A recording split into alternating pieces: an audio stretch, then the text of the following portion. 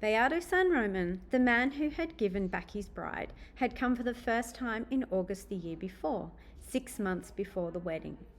He arrived on the weekly boat with some saddlebags decorated with silver that matched the buckle of his belt and the rings on his boots. He was around 30 years old, but they were well concealed because he had the waist of a novice bullfighter, golden eyes, and a skin slowly roasted by salt pepper. So we're getting here a description about what Beato San Roman looks like, how he looks, and we can already see that perhaps he's a little bit out of place, I guess, for this town. He arrived wearing a short jacket and very tight trousers, both of natural calf skin, and kid gloves of the same colour. Magdalena Oliver had come with him on the boat and couldn't take her eyes off him during the whole trip. He looked like a fairy, she told me, and it was a pity because I could have buttered him and eaten him alive. She wasn't the only one who thought so, nor was she the last one to realise that Beato San Roman was not a man to be known at first sight. So that last line there, was not a man to be known at first sight. Just perhaps have a little think about what the author's saying about him here. My mother wrote me at school toward the end of August and said in a casual note, "A very strange man has come." In the following letter she told me, "The strange man is called Beato San Roman and everybody says he's enchanting, but I haven't seen him." Nobody knew what he'd come for. Someone who couldn't resist the temptation of asking him a little before the wedding received the answer. "I've been going from town to town looking for someone to marry." So you can imagine what it's like in this town that sort of is rife with gossip and everyone knows everything and everyone. This mystery person coming into town would have sparked quite discussion.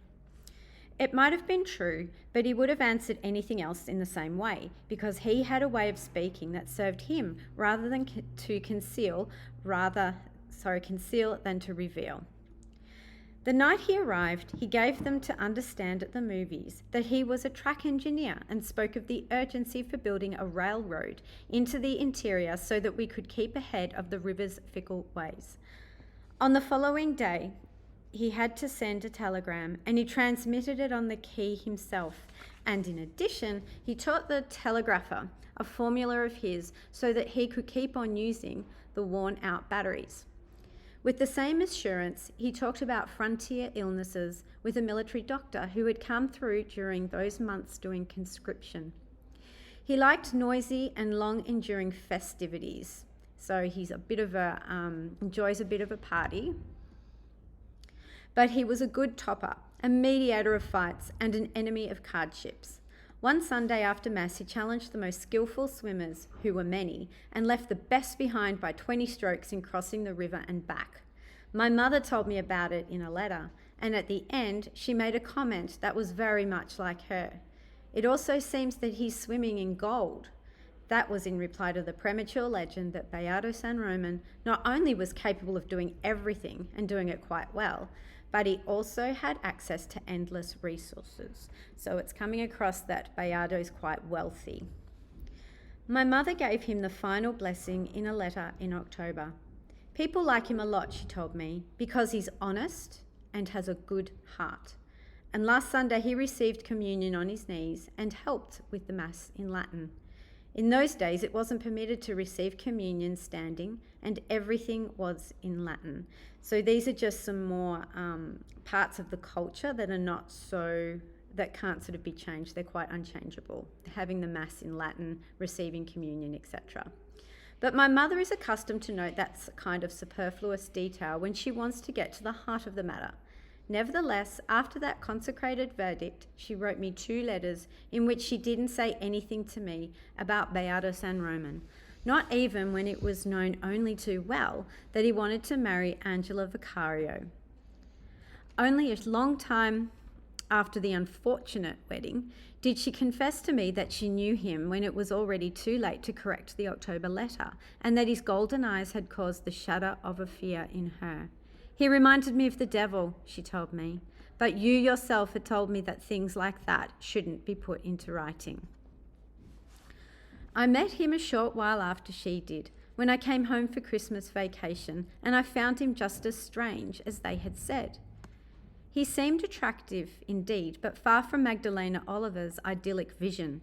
He seemed more serious to me than his antics would have led one to believe, and with a hidden tension that was barely concealed by his excessive good manners. But, above all, he seemed like a very sad man to me. At that time, he'd already formalised his contract of love with Angela Vicario. So an interesting word to use alongside love, a contract of love between the two of them. Also thinking about the description of Bayardo here, maybe they don't know him, his mother sort of thinks that she knows him well, but maybe they don't all know him as well as they think. It had never been too well established how they had met. The landlady of the bachelor's boarding house where Bayardo San Roman lived told of how he'd been napping in a rocking chair in the parlour toward the end of September when Angela Vicario and her mother crossed the square with 2 baskets of artificial flowers. Bayardo San Roman, half awoke, saw the 2 women dressed in the inclement black worn by the only living creatures in the morass of 2 o'clock in the afternoon, and asked who the young one was. The landlady answered him that she was the youngest daughter of the woman with her, and that her name was Angela Vicario. Bayardo San Roman followed them to the other side of the square with his look. "She's well named," he said. Then he rested his head on the back of the rocker and closed his eyes again. "When I wake up," he said, "remind me that I'm going to marry her." So think about also what that might say about his character, that he just sort of casually dozes off and then asks to be reminded of what he is going to do to Angela. He's going to marry her. Angela Vicario told me that the landlady of the boarding house had spoken to her about that episode before Bayardo San Roman began courting her. So again, another indication of how the gossip kind of works in the village. 3 people who had been in the boarding house confirmed that the episode had taken place, but 4 others weren't sure. On the other hand, all the versions coincided in the fact that Angela Vicario and Bayardo San Roman had seen each other for the first time on the national holiday in October, during a charity bazaar at which she was in charge of singing out the raffles. Bayardo San Roman came to the bazaar and went straight to the booth run by the languid raffler, locked in mourning up to the hilt, and he asked her the price of the music box inlaid with mother of pearl that must have been the major attraction of the fair. She answered him that it was not for sale, but was to be raffled off. "So much the better," he said. "That makes it easier and cheaper besides." She confessed to me that he had managed to impress her, but for reasons opposite those of love. "I detested conceited men, and I'd never seen one so stuck up," she told me, recalling that day. "Besides, I thought he was a Polak." Her annoyance was greater when she sang out the raffle of the music box, to the anxiety of all, and indeed it had been won by Bayardo San Roman. She couldn't imagine that he, just to impress her, had bought all the tickets in the raffle. That night, when she returned home, Angela Vicario found the music box there, gift-wrapped and tied with an organdy bow. So we get this whole situation with the music box where it sort of foreshadows or replicates the situation with Angela and the return of her. "I never did find out how he knew that it was my birthday," she told me. "It was hard for her to convince her parents that she hadn't given Bayardo San Roman any reason to send her a gift like that, and even worse, in such a visible way that it hadn't gone unnoticed by anyone. So her older brothers, Pedro and Pablo, took the music box to the hotel to give back to its owner. And they did it with such a flurry that there was no one who saw them come and didn't see them leave.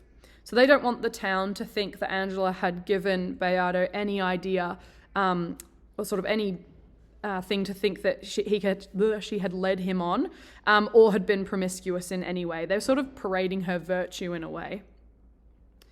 Since the only thing the man had counted upon was Bayardo San Roman's irresistible charm, the twins didn't reappear until dawn of the next day, foggy with drink, bearing once more the music box, and bringing along, besides Bayardo San Roman, to continue the revels at home. So they've gone to return the music box, and instead they've come back with the music box and Bayardo as well. Angela Vicario was the youngest daughter of a family of scant resources. Her father, Poncio Vicario, was a poor man's goldsmith, and he'd lost his sight from doing so much fine work in gold in order to maintain the honour of the house. So we see with the Vicario family how conscious they are of the way that they're seen out in public. Purisma del Carmen, her mother, had been a school teacher until she married forever. Her meek and somewhat afflicted look hid the strength of her character quite well. That's a great quote about their mother. She looked like a nun, Mercedes recalls. So we're introduced informally to Mercedes here, so Mercedes Barcha, who is the person who eventually marries the narrator. And notice how her name is just Mercedes here and it's not her full name. Later on, when it's actually part of the Chronicle, she is referred to as Mercedes Barcha. She devoted herself with such a spirit of sacrifice to the care of her husband and the rearing of her children that at times one forgot she still existed. So she has this real air of sacrifice about her for her family. That idea of that Marianismo is tied in with that. The two oldest daughters had married very late. In addition to the twins, they had a middle daughter who died of nighttime fevers, and 2 years later they were still observing a mourning that was relaxed inside the house but rigorous on the street. So again, that the way that they're seen out in public is that they're doing the right things all the time. The brothers were brought up to be men. The girls had been reared to get married. Notice just with the language here, when it comes to the girls, there's a lot of language like reared, and that they have to be tamed, and that they're later on they refer to Bayardo's two sisters as restless fillies as well. A lot of sort of animalistic words. They knew how to do screen embroidery, sew by machine, weave bone lace, wash in iron, make artificial flowers and fancy candy, and write engagement announcements.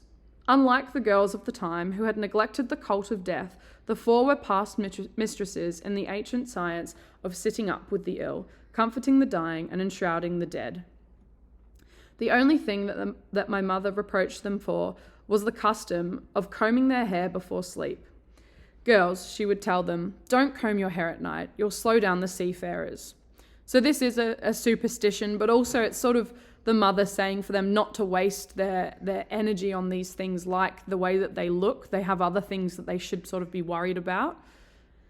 Except for that, she thought there were no better reared daughters. They're perfect, she was frequently heard to say. Any man will be happy with them because they've been raised to suffer.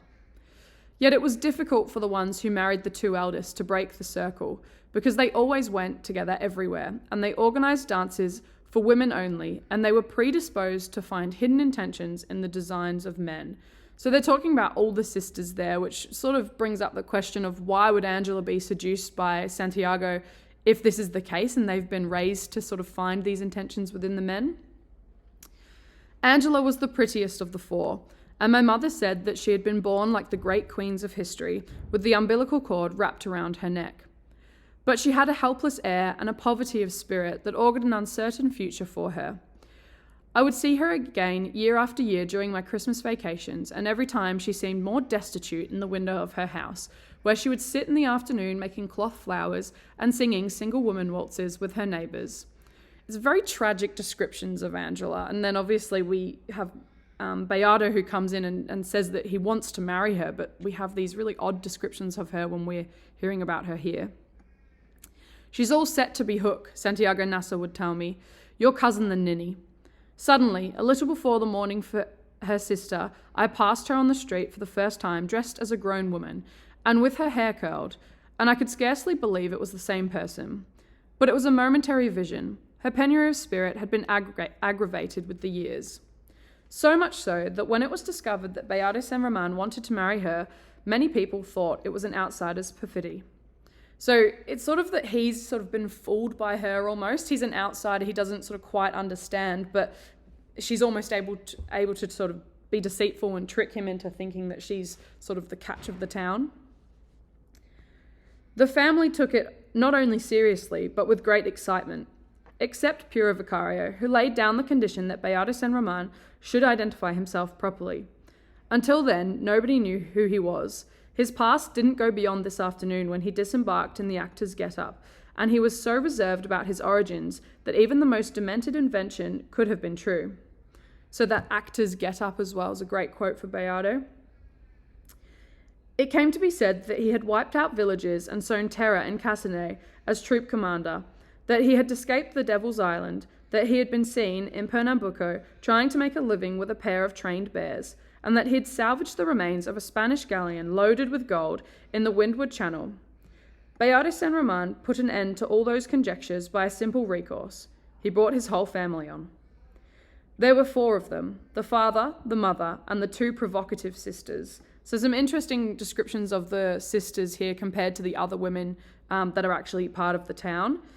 They arrived in a Model T Ford with official plates whose duck-quack horn aroused the streets at 11 o'clock in the morning.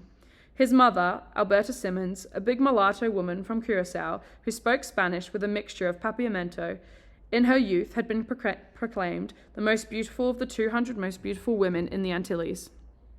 The sisters, newly come into bloom, were like 2 restless fillies. But the main attraction was their father, General Petronio Severaman, hero of the civil wars of the past century and one of the major glories of the conservative regime for having put Colonel Aureliano Buendia to fight in the disaster of Tussarinca. My mother was the only one who wouldn't go to greet him when she found out who he was. It seems all right to me that they should get married, she told me, but that's one thing, and it's something altogether different to shake the hand with the man who gave the orders for General Aldo Marquez. So the difference here is that their political beliefs, so she would be liberal and they would be conservative, so they have those very different views and she won't approach him because of that. As soon as he appeared in the window of the automobile waving his white hat, everybody recognized him because of the fame of his pictures. He was wearing a wheat-coloured linen suit, high-lace cordovan shoes, and gold-rimmed glasses, held by a clasp on the bridge of his nose and connected by a chain to a buttonhole in his vest. He wore the Medal of Valor on his lapel and carried a cane with a national shield carved on the pommel. He was the first to get out of the automobile, completely covered with the burning dust of our bad roads, and all he had to do was appear on the running board for everyone to realise that Bayard Saint Roman was going to marry whomever he chose. It was Angela Vicario who didn't want to marry him. He seemed too much of a man for me, she told me. Besides, Bayard Saint Roman hadn't even tried to court her, but had bewitched the family with his charm. So there's lots of language like bewitched when it comes to Bayardo. It kind of gives him this sort of dangerous air. Angela Vicario never forgot the horror of the night on which her parents and her older sisters, with their husbands, gathered together in the parlour, imposed on her the obligation to marry a man whom she had barely seen. The twins stayed out of it. It looked to us like women problems. Pablo Vicario told me. The parents' decisive argument was that a family dignified by modest means had no right to disdain that prize of destiny. Angela Vicario only dared hint at the inconvenience of a lack of love, but her mother demolished it with a single phrase. So the family sort of can't deny the marriage because of the status of Bayardo and his family. And also notice that when it comes to love, obviously previously there'd been the contract of love. Now it's the lack of love, but how love can be learned too. So interesting quotes and interesting words that are paired with the word love. Unlike engagements of the time, which were long and supervised, theirs lasted only 4 months because of Bayardo Saint Roman's urgings. It wasn't any shorter because Puro Vicario demanded that they wait until the family mourning was over. But the time passed without anxiety because of the irresistible way in which Bayardo Saint Roman arranged things. So there's this real charm about him that people just can't resist. One night he asked me what house I liked best, Angela Vicario told me, and I answered without knowing why that the prettiest house in town was the farmhouse belonging to the widow Zios. I would have said the same. It was on a windswept hill, and from the terrace you could see the limitless paradise of the marshes covered with purple anemones. And on clear summer days you could make out the neat horizon of the Caribbean and the tourist ships from the Cartagena de Indias. That very night, Bayardo Saint Roman went to the social club and sat down at the widower Zias' table to play a game of dominoes. "Widower," he told him, "I'll buy your house." "It's not for sale," the widower said. "I'll buy it along with everything inside." The widow Esaias explained to him, with the good breeding of olden days, that the objects in the house had been bought by his wife over a whole lifetime of sacrifice, and that for him they were still a part of her. So Zaius is an interesting character in that he kind of shows us that there is real love somewhere in this town, but we're not really seeing it with anyone else that we're introduced to. He was speaking with his hand on his heart in his hand, I was told by Dionyso Iguarian, who was playing with them. I was sure he would have died before he'd sell a house where he'd been happy for over 30 years. Beata San Roman also understood his reasons. Agreed, he said. So sell me the house empty. But the widower defended himself until the end of the game. 3 nights later, better prepared, Beata San Roman returned to the domino table. Widower, he began again, what's the price of the house? It hasn't got a price. Name any one you want. I'm sorry, Beato, the widower said, but you young people don't understand the motives of the heart. That's a lovely quote there as well. And it sort of shows this idea of the lack of love and meaning that the rest of the young people, as he calls them, don't really understand compared to someone like Zaios. Beato San Roman didn't pause to think. Let's say 5,000 pesos, he said. You don't beat around the bush, the widower answered him, his dignity aroused. The house isn't worth all that. 10,000, said Beato San Roman, right now and with one bill on top of another. The widower looked at him, his eyes full of tears. He was weeping with rage. I was told by Dr. Diancio Igurian, who, in addition to being a physician, was a man of letters. Just imagine an amount like that within reach and having to say no because of a simple weakness of the spirit. The widower's voice didn't come out, but without hesitation he said no with his head. Then do me one last favour, said Beato San Roman. Wait for me here for 5 minutes. So Beato is sort of coming across as a man who, no matter what he wants to, he's going to try and get whatever he wants. 5 minutes later, indeed, he returned to the social club with his silver-trimmed saddlebags, and on the table he laid 10 bundles of 1,000-peso notes, with the printed bands of the State Bank still on them. The widower Zaius died 2 months later. He died because of that, Dr. Diancio Igaran said. He was healthier than the rest of us, but when you listened with the stethoscope, you could hear the tears bubbling inside his heart. But not only had he sold the house with everything it had inside, he asked Beato San Roman to pay him little by little because he didn't even have a leftover trunk where he could keep so much consolation money. So he has absolutely nothing left. Everything has been taken off him. Everything that means something to him, almost sort of stripping him of his own identity. No one would have thought, nor did anyone say, that Angela Vicario wasn't a virgin. She hadn't known any previous fiancé, and she'd grown up along with her sisters under the rigour of a mother of iron. Even when it was less than 2 months before she would be married, Piero Vicario wouldn't let her go out alone with Beato San Roman to see the house where they were going to live. But she and the blind father accompanied her to watch over her honour. The only thing I prayed to God for was to give me the courage to kill myself, Angela Vicario told me, but he didn't give it to me. She was so disturbed that she had resolved to tell her mother the truth so as to free herself from the martyrdom, when her only 2 confidants who helped her make cloth flowers dissuaded her from her good intentions. I obeyed them blindly, she told me, because they made me believe that they were experts in men's tricks. They assured her that almost all women lost their virginity in childhood accidents. They insisted that even the most difficult of husbands resigned themselves to anything as long as nobody knew about it. So the husband will resign himself. He won't say that his wife wasn't a virgin, just sort of out of that fear of public embarrassment. So basically, public embarrassment's more important than the private truth.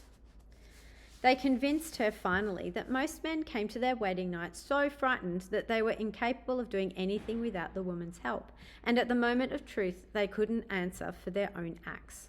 The only thing they believe is what they see on the sheet, they told her, and they taught her old wives' tricks to feign her lost possession, so that on the first morning as a newlywed, she could display open under the sun in the courtyard of her house the linen sheet with the stain of honour. She got married with that illusion. Beato San Roman, for his part, must have got married with the illusion of buying happiness with the huge weight of his power and fortune. For the more the plans for the festival grew, the more delirious ideas occurred to him to make it even larger. He tried to hold off the wedding for a day when the bishop's visit was announced so he could marry them, but Angela Vicario was against it. Actually, she told me, the fact is I didn't want to be blessed by a man who only cut off the combs for soup and threw the rest of the rooster into the garbage. Yet, even without the bishop's blessing, the festival took on a force of its own so difficult to control that it got out of the hands of Beato San Roman himself and ended up being a public event. General Petronio San Roman and his father arrived that time on the National Congress's ceremonial boat, which remained moored to the dock until the end of the festivities, and with them came many industrious people who, even so, passed unnoticed in the tumult of new faces. So many gifts were brought that it was necessary to restore the forgotten site of the first electrical power plant in order to display the most admirable among them, and the rest were immediately taken to the former home of the widower Zayas, which was already set up to receive the newlyweds. The groom received a convertible with his name engraved in Gothic letters under the manufacturer's seal. The bride was given a chest with table settings in pure gold for 24 guests. They also brought in a ballet company and 2 waltz orchestras that played out of tune with the local bands and all the groups of brass and accordion players who came, animated by the uproar of the revelry. So this whole wedding is massive. It's sort of getting out of hand. The Vicario family lived in a modest house with brick walls and a palm roof, topped by 2 attics where swallows got in to breed in January. In front of it had a terrace almost completely filled with flower pots and a large yard with hens running loose and fruit trees. In the rear of the yard, the twins had a pigsty with its sacrificial stone and its disemboweling table, which was a good source of domestic income ever since Poncio Vicario had lost his sight. So we're having this picture painted to us about the Vicario family and how they live, in contrast to the way that Beato San Roman and his family live. So they're a much poorer family. Pedro Vicario had started the business, but when he went into military service, his twin brothers also learned the slaughtener's trade. The inside of the house barely had enough room in which to live. Therefore, the older sisters tried to borrow a house when they realised the size of the festival. Just imagine, Angela Vicario told me, they'd thought about Placido Linero's house, but luckily my parents stubbornly held to the old song that our daughters would be married in our pig pen or they wouldn't be married at all. So they painted the house its original yellow colour, fixed up the doors, repaired the floors and left it as worthy as was possible for such a clamorous wedding.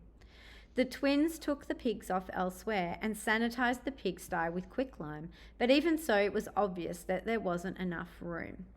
Finally, through the efforts of Beato San Roman, they knocked down the fences in the yard, borrowed the neighbouring house for dancing, and set up carpenter's benches to sit and eat on under the leaves of the tamarind trees. So we've got a mixture of the way that this has sort of been painted to us. You've got this house that's being fixed up to hold the wedding, and even just thinking about the wedding taking place next to a pig pen or a pigsty would not particularly nice. The only unforeseen surprise was caused by the groom on the morning of the wedding, for he was 2 hours late in coming for Angela Vicario, and she had refused to get dressed as a bride until she saw him in the house. Just imagine, she told me, I would have been happy even if he hadn't come, but never if he abandoned me dressed up. Her caution seemed unnatural because there was no public misfortune more shameful than for a woman to be jilted in her bridal gown. On the other hand, the fact that Angela Vicario dared put on the veil and the orange blossoms without being a virgin would be interpreted afterwards as a profanity of the symbols of purity. My mother was the only one who appreciated, as an act of courage, the fact that she'd played her marked cards until the final consequences. In those days, she explained to me, God understood such things. On the other hand, no one yet knew what cards Beato San Roman was playing with. From the moment he finally appeared in frock coat and top hat, until he fled the dance with the creature of his torment. He was the perfect image of a happy bridegroom. Nor was it known what cards Santiago Nasa was playing. That's another great quote about Santiago, just questioning his intentions. There's a few quotes along those sort of lines throughout these first few chapters. I was with him all the time in the church and at the festival, along with Cristo Bedoya and my brother Luis Enrique, and none of us caught a glimpse of any change in his manner. I've had to repeat this many times because the four of us had grown up together in school and later on in the same gang at vacation time, and nobody could have believed that we could have a secret without it being shared, all the more so such a big secret. Santiago Nasa was a man for parties, and he had his best time on the eve of his death, calculating the expense of the wedding. In the church, he estimated that they'd set up a floral decorations equal in cost to those of 14 first-class funerals. That precision would haunt me for many years, because Santiago Nasa had often told me that the smell of closed-in flowers had an immediate relation to death for him. And that day, he repeated it to me as we went into the church. Ironic, obviously, as he's about to die. I don't want any flowers at my funeral, he told me, not thinking that I would see to it that there weren't any the next day. En route from the church to the vicario's house, he drew up the figures for the coloured wreaths that decorated the streets, calculated the cost of the music and the rockets, and even the hail of raw rice with which they received us at the party. In the drowsiness of noon, the newlyweds made their rounds in the yard. Beatrice and Roman had become our very good friend, a friend of a few drinks, as they said in those days, and he seemed very much at ease at our table. Angela Vicario, without her veil and bridal bouquet, and in her sweat-stained satin dress, had suddenly taken on the face of a married woman. Santiago Nasa calculated and told Beatrice and Roman that up to then the wedding was costing some 9,000 pesos. It was obvious that she took it as an impertinence. My mother had taught me never to talk about money in front of other people, she told me. Beatrice and Roman, on the other hand, took it very graciously and even with a certain pride. So it gives him this opportunity to sort of put his wealth on display to this town. Almost, he said. But we're only beginning. When it's all over, it will be twice that, more or less. Santiago Nasa proposed proving it down to the last penny, and his life lasted just long enough. In fact, with the final figures that Cristo Bedoya gave him the next day on the docks, 45 minutes before he died, he ascertained that Beatrice and Roman's prediction had been exact. I had a very confused memory of the festival before I decided to rescue it piece by piece from the memory of others. That's a great quote there. For years they continued talking in my house about the fact that my father had gone back to playing his boyhood violin in honour of the newlyweds, that my sister the nun had danced a merengue in her doorkeeper's habit, and that Dionyso Iguaran, who was my mother's cousin, had arranged for them to take off on the official boat so he wouldn't be here the next day when the bishop arrived. In the course of the investigations for this chronicle, I recovered numerous marginal experiences, among them the free recollections of Beatrice and Roman's sisters, whose velvet dresses with great butterfly wings pinned to their backs with gold brooches drew more attention than the plumed hat and row of war medals worn by their father. Many knew that in the confusion of the bash I had proposed marriage to Mercedes Barsha as soon as she finished primary school, just as she herself would remind me 14 years later when we got married. Really, the most intense image that I have always held of that undesirable Sunday was that of old Poncio Vicario, sitting alone on a stool in the centre of the yard. They had placed him there, thinking perhaps that it was the seat of honour, and that the guests stumbled over him, confused him with someone else, moved him so that he wouldn't be in the way, and he nodded his snow-white head in all directions with the erratic expression of someone too recently blind, answering questions that weren't directed at him, and answering fleeting waves of the hand that no one was making to him. Happy in his circle of oblivion, his shirt cardboard stiff with starch, and holding the lignum vitae cane that they had bought him for the party. The formal activities ended at 6 in the afternoon, when the guests of honour took their leave.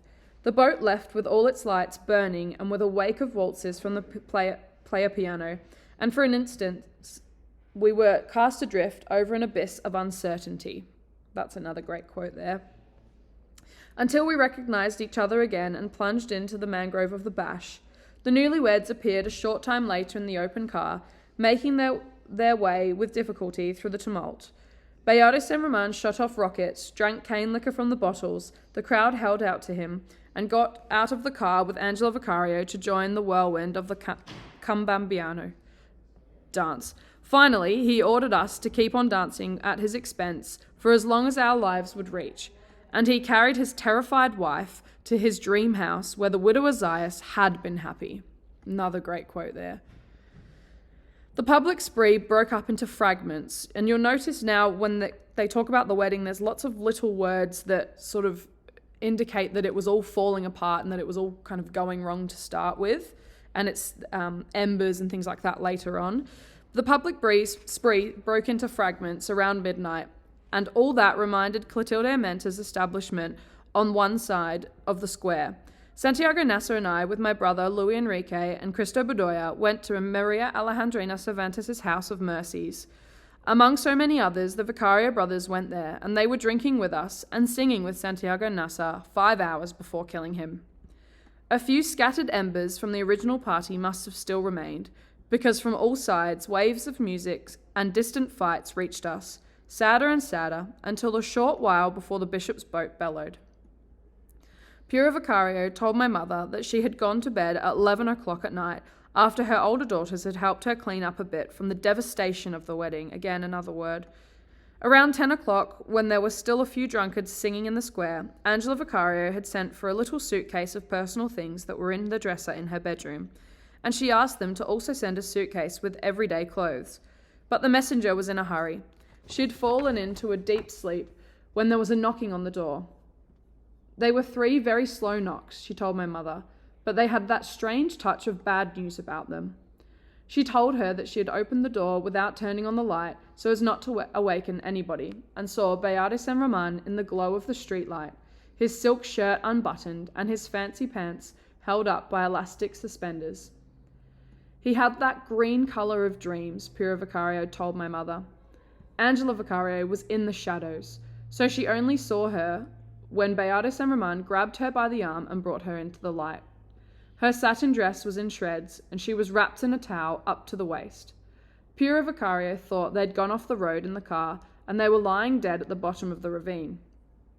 "Holy Mother of God," she said in terror, "answer me if you're still of this world." Beatrice and Roman didn't go in, but softly pushed his wife into the house without saying a word. Then he kissed Pura Vicario on the cheek and spoke to her in a very deep, dejected voice, but with great tenderness. "Thank you for everything, Mother," he told her. "You're a saint." Interesting that he calls her a saint, and then she goes on to beat her daughter for hours. Pura Vicario knew what she did during the next 2 hours. Only Pura Vicario, knew what she did during the next 2 hours, and she went to her grave with her secret. The only thing I can remember is that she was holding me by the hair with one hand and beating me with the other with such a rage that I thought she was going to kill me. Angela Vicario told me. But even then, she did with such stealth that her husband and older daughters, asleep in the other rooms, didn't find out about anything until dawn, when the disaster had already been consummated. An interesting word to use there, consummated. The twins returned home a short time before 3, urgently summoned by their mother. They found Angela Vicario lying face down on the dining room couch, her face all bruised, but she'd stopped crying. I was no longer frightened, she told me. On the contrary, I felt as if the drowsiness of death had finally been lifted off me, and the only thing I wanted was for it all to be over quickly so I could flop down and go to sleep. Pedro Vicario, the more forceful of the brothers, picked her up in the air by the waist and sat her on the dining room table. "All right, girl," he told her, trembling with rage. "Tell us who it was." She only took the time necessary to say the name. She looked for it in the shadows. She found it at first sight among the many, many easily confused names from this world and the other, and she nailed it to the wall with her well-aimed dart, like a butterfly with no will whose sentence had already been written. "Santiago Nasser," she said. So it's interesting because it seems random when she says she looks for it in the shadows, but then he follows it up with, she nailed it to the wall with her well-aimed dart, like a butterfly with no will whose sentence had already been written. It's interesting.